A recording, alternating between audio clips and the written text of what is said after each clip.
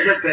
এই জন্য তাকে বলা হচ্ছে আলিয়াম আকমালতু লাকুম দীনাকুম ওয়া আতমামতু আলাইকুম নি'মাতি ওয়া রাদিতু লাকুম ইসলাম দীনা।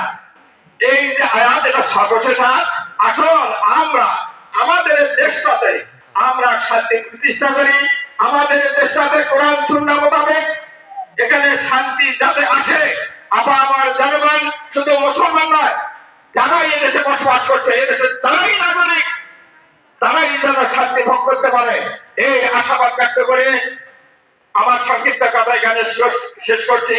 যেহেতু আমাদের সামনে আমাদের প্রধান মেহমান উপস্থিত হয়েছেন, আমরা তার কাছ থেকেই মূল্যবান কথা শুনবো। এই বলে আমার কথা শেষ করছি। আসসালামু আলাইকুম ওয়া রাহমাতুল্লাহি ওয়া বারাকাতুহু। আসসালামু আলাইকুম ওয়া রাহমাতুল্লাহি ওয়া বারাকাতুহু। আলহামদুলিল্লাহ রাব্বিল আলামিন ওয়া সালাতু ওয়া সালামু আলা সাইয়্যিদিল মুরসালিন মুহাম্মদ ওয়া আলা আলিহি ওয়া সাহবিহি আজমাইন।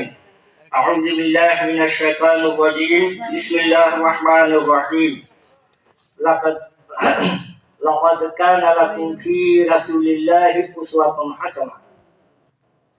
বাংলাদেশ জামায়াত ইসলামী 12 নম্বর মিলনপুর ইউনিয়ন শাখা কর্তৃক আয়োজিত আজকের এই সিরাত মাহফিলের সম্মানিত সভাপতি, উপস্থিত প্রধান অতিথি, উপস্থিত অত্র ইউনিয়নের বিভিন্ন স্তরের দায়িত্বশীল ভাইরা এবং আমার সামনে অভিষ্ট অত্র এলাকার ইসলাম প্রিয় দিনদার ইমানদার ভাইরা, আল্লাহ রাব্বুল আলামিনের শুকরিয়া আদায় করছি যে আল্লাহ রাব্বুল আলামিন দীর্ঘ 15.5 বছর পর আমাদেরকে মুক্ত আসমানের নিচে খোলা মাঠে মাইকের মাধ্যমে